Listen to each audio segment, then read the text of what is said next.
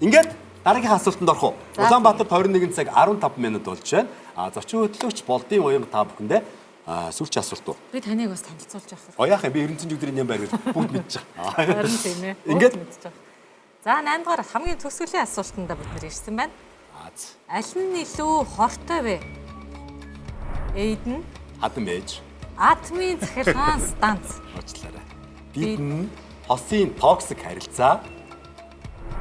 Сидэн газрын ховор элемент олборлох. Ди хавтгаарсан халамж тараах. Санал хураах шугамааны 13 TikTok 88 дугаар руу мессеж илгээн эсвэл Freshback application ашиглаад хариултынхаа сонголтын аль нэг хэсгийг дараад илгээгээрэй. За, оюун гişн ийшээ. Ийшээ явцгаая. За, баярлалаа. Та гурав маань ярилцчих. За. Аль нь илүү хортой вэ?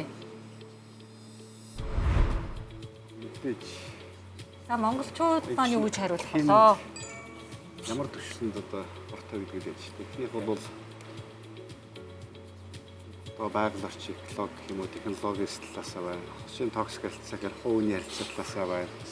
Гурав дахь нь бас байгаль орчин тийм. За дөрөв дэх нь бол мэдээж нийгэм эдийн засаг системийн талаас бол бас хортой. Тэгэхээр би бол D гэж хариулах юм байна.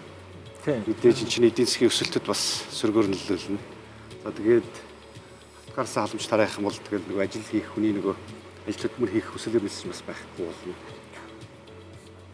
Тэр ерөнхийдөө бас нэг яриад байдаг шүү дээ. Нөгөө баялагын хараал гэл зүйл олон тодорхойлт үүдэг. Тэгэхээр нэг юмыг хувийн хувьд бол ажиглаж ирсэн.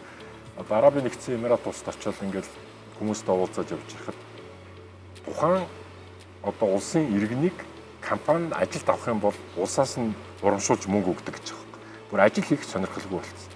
Яг тэгвэл одоо газрын тосны нөгөө ингээд сул мөнгө их орж ирээд байдаг. Тэгээ иргэн бүрд одоо сар болох ингээд мөнгө тараагаад байдаг. Хавтгаарсан халамж тэр хүн юм хийж гэнэ үү хамаа орохгүй. Хүүхдүүд сургууль дээд сургууль илсэнгууд нь урамшуулж мөнгө өгдөг гэж. Хөдлөл мөнгө авдаг улс нь. Тэгээ улс нь өөрөө сүүлдээ энэ ингээд зөв хөгжлийн завгар мөн үү гэдэг асуудал гарч ирж байгаа юм. Одоо спортын тэмцээн урднаа тэгэхэд Арабын нэгдсэн Эмиратын Катарын баг гэдээ ороод ирэхэд дандаа ингээд хараас одоо хэдэн Африкаас орж ирсэн тамирчин. Яг тэр улсын хүүхдүүд нь тэр сакс тоглолтын хөл бөмбөг тоглолтын ямар ч ирмэлцэл байх. Сурын ямар ч ирмэлцэл байх. Тэгэхээр ерөнхийдөө бас энэ хавтгаарсан халамж гэдэг бол эцсийн дүндээ хүний хөгжлийг боомлж чинь тий хөгжлийг боомлж чинь. Тэгэхээр энэ сүүлдээ нөгөө нийгмийн одоо энэ ирээдүг энэ улс орны чинь ирээдүг бас боомлж чад. Хүн ингээд нэг тэмүүлэлттэй ирмэлцэлтэй тэмцэлтэй байж төгж шít. Тэгэхээр бол ер нь нийгмийн талаасаа харуул хамгийн одоо хортой зүйл бол энэ хавтгаарсан халамж гэдэг л асуудал байх гэж бодож байна. Мэдээж токсик харилцаа тэр хоёр хүний харилцаа, найз нөхдийн дунд үйл ойлголцол гих мэтийн зүйл эсвэл одоо энэ техник технологиод дагсан эрсдлүүд бол байгаа ойлгож байна. Одоо Фукушимач гэдэг юм гэх мэтийн асуудлууд байсан. Гэхдээ энэ бол одоо юу гэдэг нь нийгмийн талаас харж үзэх юм бол энэ хавтгаарсан халамж хамгийн хортой байх гэж. Яг адилхан. Нийгмийн эдийн засгийн яг маш том одоо эслийг дагуулж байгаа. Системийн том эслийг дагуулж байгаа асуудал болж байна. Одоо манай халамжийн мөнгө хөөж хвчлэн бүгд одоо 2014-5 төрлийн халамжийн зардал байгаа. Сая 2026 оны төсвүүдээр гал аваад үзэх чинь үндсэндээ 2.6 их нээд баг. Улсын төсвийн 31 гэтэл бараг нийт төсвийнхээ 10% тэнцвүүц хэмжээний ийм одоо халамжийн зардалыг бол бид нар гаргаж байна гэсэн. Мэдээж зорилттой төвшөнд тэг зорьсон одоо яг зөв бүртэмжтэй тэр одоо халамжийн бодлого бол мэдээж тэр нийгмийн эрхтгч байдлыг сайжруулна. Гэхдээ хавтгаарсан зүйл бол угаасаа буруу болж. Энэ дээр л ажилламаар ажиллах гэж байна. За ойлголоо. За баярлалаа. Би Бацангил захиралтай бас санал нэг байна. Аризонод бас нөгөө Америкийн уугуул иргэд амьдардаг. Тэгэл яг л халамж тараадаг. Сургууль сурах ямар сонирхол байхгүй, юм хийх ажил сонирхол байхгүй. Нөгөө Америкуудын шарууд нь сар болгон мөнгө өгсөөр байгаа. Тэгэл залхуурсан, ноолорсон, хөглөрсөн тийм амьтад болоод хувирчиж байгаа. Ингээд би та хоёртай ярилцах боллоо доо. За. Эсвэл та хоёр ярилцаж болно хамаагүй. Дөрүүлээ ярилцсан. За. Ингээд юу гэж бодож байна? Аль нь илүү хортой байл гэж асуусан байна.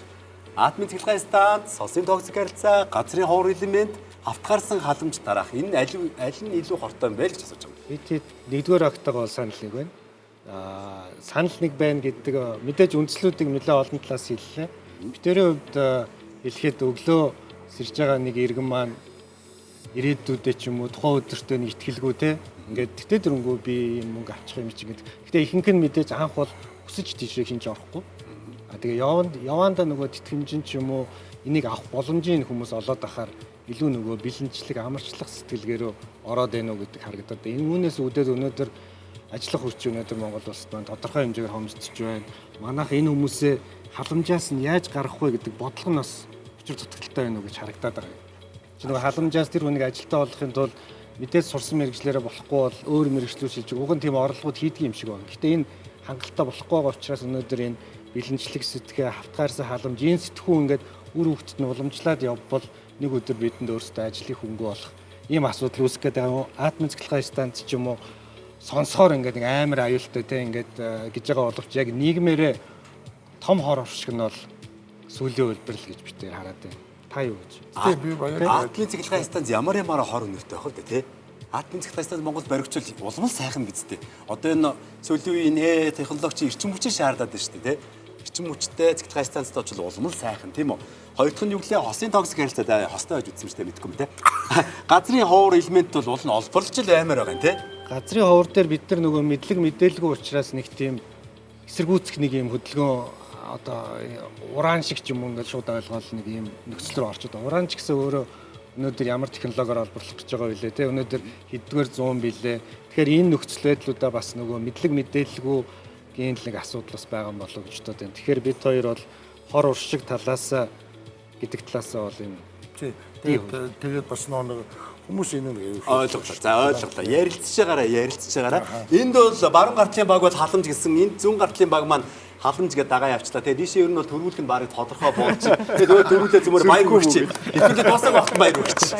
За та юу гэж бодож байна? Одоо таны халамж тийм автгарсан халамжийг зогсоох нь бол мэдээж ойлгомжтой. Жишээлбэл би эрүүл мэндийн шалтгааны улмаас одоо халамжид орж байгаа. Тэгээ халамж авах ёстой хуулиараа. Сард туулгыг 800 сая төгрөг авах ёстой юм бэл. Тэгээ би тэрийг аваагүй. Яг тэгвэл хувь хүнийхээ хувьд би хүнийхээ хувьд надад улсаас авахаас илүү би өөрөө хөдөлмөрлөд олно гэдэг бодол илүү сайн. Тэрийг авчих юм бол би харин ингээд залхуураа суугаад иж магадгүй шүү дээ. Тийм учраас би тэрийг авахгүйгээр өнгөрөөсөн. Тэгээд авахгүй байгаа. Халамж авахгүй байгаа. Хуулиараа бол эрүүл мэндийн шалтгаан нөгөө группт орно гэдэг нь болоод авах ёстой юм байна. Тэгээд аваагүй. Тэмцэж байгаа. Тэгээд тийм учраас энэ хатгарсан халамжийг хүн болгон ингээд хүслээрээ бас татгалздаг байвал болж байгаа юм те. нэг зүйл хэлвэл та намайг худлаа яриад байлгах байна. Худлаа яриад. Тэгтээ танаас бол их юм сурч шүү. Оо баярлалаа. Маш их тал дээр ч тэр дээр нас ер нь аваагүй гэсэн сонголт баг сонсож байгаа юм шиг байна. Тийм. Одоо халамжийг. Тийм авахгүй шүү дээ. Одоо өөрөө чадж байгаа хүмүүс нь татгалзаад харин хүмүүсээс ажил олж өгөөч. Одоо Германы системийг та бүхэн бас сайн мэдчихэл байгаа те. Тэр чинь улс нь хүчээр ажил хийлэгдэн шүү дээ. Ажилгүй байна уу? Мөнгө аваа, халамж аваа. Тэгж байгаа дараа нь ийм ажил байна. Энийг хийхгүй бол та жилийн эцэс тим торгуулд орноо. Тим мөнгө улсдаа буцааж тушаанаа. Энэ ажлыг хийгээгүй тасалсан бол та ингээ баларнаа гэдэг. Тим хөшөөрөг янз янзын зүйлүүдийг бас төр засгийнхан маань хиймээр байгаа даа. Маш их баярлалаа. Улаанбаатарт 21 цаг 23 минут болж байна. Санал хураах шугам хаагдж гин үү те? Хаагдсан байгаа юм байна. Бүгдээрээ сонголтоо хийцгээе. Сонголтоо хийя. За 100 баг ди хариулт хавтгаарсан халамж гэдэг хариултыг 2 баг хоёулаа сонголоо. Зогсоё. Хэрэгтэй хүмүүстээ хэрэгтэй халамжаа өгцгөөе. Хариулт арцгаая. Аль нь илүү хортой вэ? Админ цэглэгээ станц, усын токсик харилцаа, газрын ховор элемент олборлох хавтгаарсан халамж. Яа. Энэ бараг 70%. Монголчуудыгаа ч сайн мэдж байна да. Одоо ийм мэдээлэлтэй байхад ажиллаа л байх хэрэгтэй юм шүү дээ гişүнээ тий. 72% нь хавтгаарсан халамжаа зогсоё гэж байна. Улс төрчмөнөө над фокус юм одоо болцоогоод зөрөгтэйгон шиг тэр 27 оны төсөн мэсвтээр халамж энэ тэрэ хасаад тий. Нэг үдцгээгүүдээ бүсээ чангалаад цөмөрөө гişүнэ гэж. Гişүнэ гэж. Баярлалаа их үзэгчтэй. Одоо Улаанбаатарт 21 цаг 24 минут болж байна. Нэвтрүүлэгт оролцсон зүүн гартлын баг маань 435 оноо нийтдээ авлаа. Баруун гартлын баг маань 385 оноо авлаа.